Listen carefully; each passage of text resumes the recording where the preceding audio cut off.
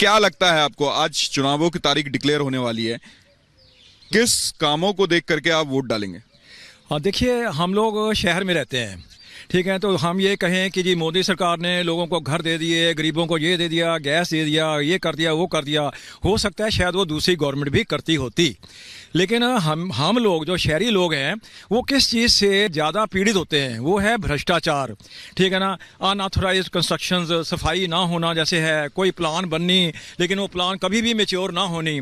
तो हम ये पिछले सालों में ये रियलाइज़ कर रहे हैं कि देखिए भ्रष्टाचार एक हमारी सोसाइटी का कैंसर बन चुका है, जो अब इस गवर्नमेंट ने, मतलब पीछे भी गवर्नमेंट ने यत्न किया, लेकिन इस गवर्नमेंट का जो यत्न है वो सामने नजर आ रहा है, ठीक है। कोई बड़ा है या छोटा है, इसका कोई अंतर नहीं है। कोई गवर्नमेंट का काम नजर आ रहा है। आपका नाम क्या होगा? मेरा नाम भूषण कुमार गर्ग है जी। क्या लगता है आपको, आज इलेक्शन कमीशन तारीख तय करने वाली है, तो किन कामों को लेकर के या फिर केवल वादों को लेकर के आप वोट डालेंगे? देखो, जो काम मोदी जी ने किए हैं उसके हिसाब से तो मैं मोदी जी का ही फैन हूँ।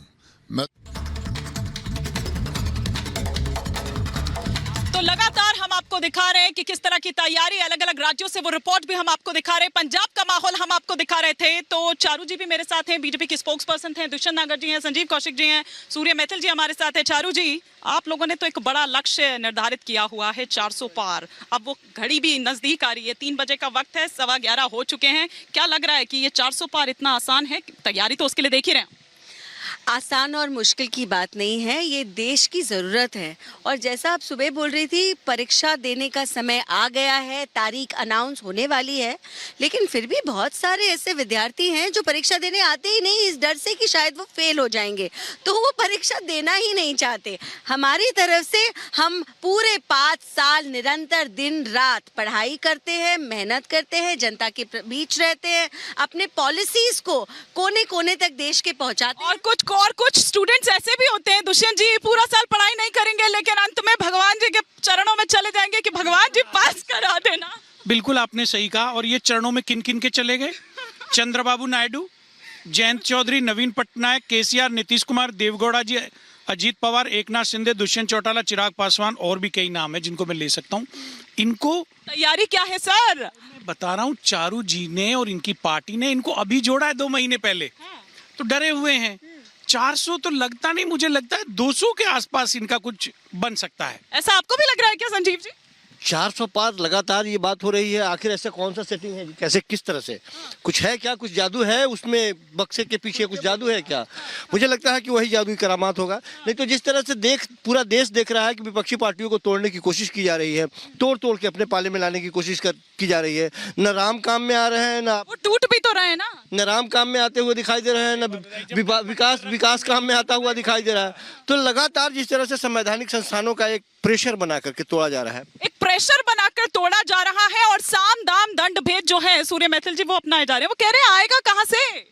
धन्यवाद। पहले तो पूरे देश को भारत माता की जय, वंदे मातरम। और उन्होंने कहा ना कि जादू है, बिल्कुल सही है, जादू है। जब 370 और 35 से हटा के इस देश से 2 प्रधान, 2 विधान और 2 संविधान हटाकर कलंक साफ किया, वो जादू आज जनमानस पे है।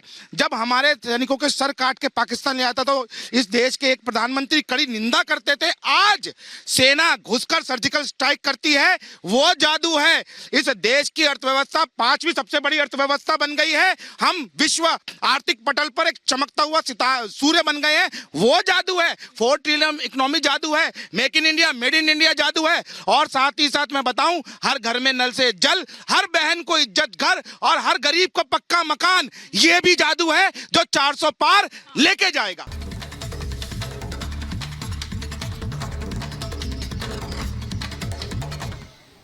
लेकिन उससे पहले राउज एवेन्यू कोर्ट के बाहर की तस्वीर आपको दिखाएं, क्योंकि भीतर राउज एवेन्यू कोर्ट के इस वक्त के कविता मौजूद हैं।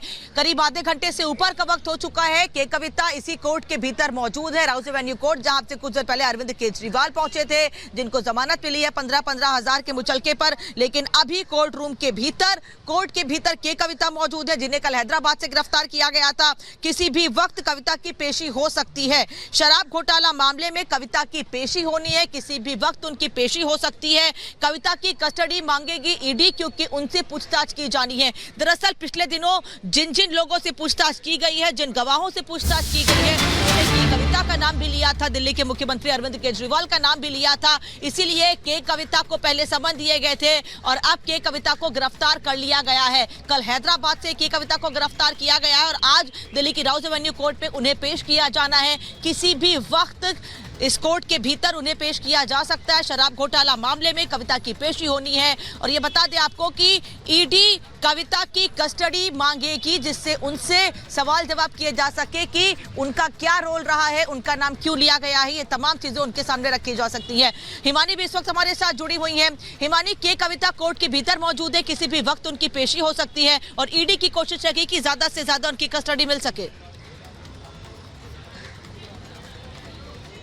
निश्चित रूप से ईडी की ये कोशिश रहेगी कि ज्यादा से ज्यादा वो कितने दिनों की कस्टडी ले सकती है, क्योंकि वो तमाम पूछताछ जो है वो दरअसल यहाँ पर उनसे करनी होगी। क्योंकि देखिए, साउथ कार्टेल की जब बात आती है तो पूरा उसका जो जिम्मा है या पूरा उसको जो संभाल रही थी वो के कविता ही थी। आपको याद होगा किस तरह से कोविड के टाइम पर वो जो लाइसेंस दिए गए थे और उस पर किस तरह से वो तमाम चीजें निकलकर जब सामने आई थी, तो उसमें वो पूरा जो साउथ ग्रुप है उसको के कविता ही देख रही थी। और जब ये पूरा मनी ट्रेल आता है, जब मनीष सिसोदिया का नाम आता है, संजय सिंह का नाम आता है, अब के कविता का नाम उसमें आया है और इसीलिए ये माना जा रहा है। दरअसल आम आदमी पार्टी लगातार ये कह रही है कि कभी भी किसी भी वक्त गिरफ्तार हो सकते हैं अरविंद केजरीवाल। लेकिन हाँ, ये जरूर है कि आज राउज एवेन्यू कोर्ट से वो तमाम समन जिनकी अनदेखी करते रहे अरविंद केजरीवाल, उसे लेकर उनको एक राहत जरूर मिली है। व्यक्तिगत तौर पर जिस तरह से उन्होंने मांगा था कि उनको पेशी से छूट मिले तो वो उन्हें मिला है। लेकिन साथ ही साथ जो सत्ता पक्ष है वो ये कह रहा है कि कानून का पालन तो लेकिन आपको करना होगा, कानून का पालन तो लेकिन आपको करना होगा। और इसी पर एक और बड़ी खबर जो इस वक्त बता रहे हैं मेरे सहयोगी वैभव का मैं रुख करती हूँ सीधा। वैभव के पास इस वक्त एक बड़ी खबर है। वैभव, हिमानी, बड़ी खबर अपने दर्शकों को बता दें। दरअसल अरविंद केजरीवाल से जुड़ी ये बड़ी खबर है। अरविंद केजरीवाल को अब से राहत मिली है। दोनों मामलों में अरविंद केजरीवाल को दरअसल ये राहत मिली है और 15-15 हजार के निजी मुचलके पर ये राहत अरविंद केजरीवाल को मिली है। और इस पूरे मामले पर अब अगली सुनवाई 1 अप्रैल को होगी और कोर्ट ने घोटाले से जुड़े तमाम दस्तावेजों को भी मांगा है। यानी कि जब 1 तारीख को अरविंद केजरीवाल कोर्ट में पेश होंगे, 1 अप्रैल वो तारीख होगी जब कोर्ट को इस पूरे मामले से जुड़े सभी दस्तावेज जो हैं वो कोर्ट के समक्ष अरविंद केजरीवाल को रखने होंगे। लेकिन फिलहाल बड़ी राहत अरविंद केजरीवाल को यहां पर मिलती हुई नजर आ रही है।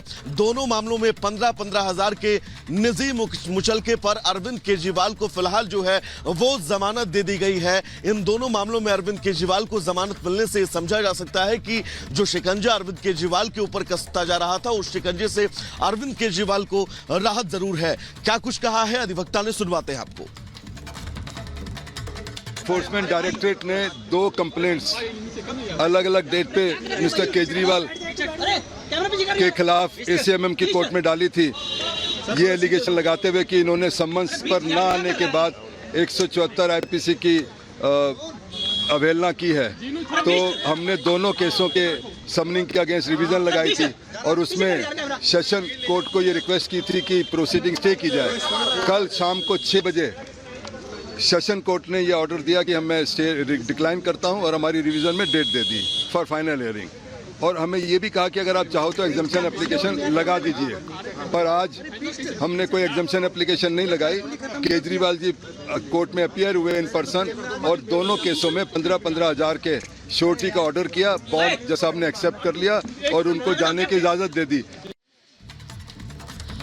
तो लगातार जिस तरह की प्रतिक्रियाएं आ रही है इसे लेकर वो हम आपको यहाँ पर दिखा रहे हैं। लेकिन इधर अगर मनोज तिवारी की बात करें तो उन्होंने केजरीवाल की इस जो उनको एक फौरी राहत मिली है उस पर चार्ज कसा है और उन्होंने ये कहा है कि केजरीवाल को ये समझना होगा कि दरअसल समन की जो अनदेखी वो कर रहे थे उसमें उनको थोड़ा ये राहत मिली है, लेकिन कानून का पालन तो उन्हें करना ही होगा, वो उससे बच नहीं सकते हैं। तो ये तंज कसते हुए मनोज तिवारी और क्या कुछ इसके अलावा कहा मनोज तिवारी ने, आइए आपको सुनवाते हैं। इनको बेल मिली है जो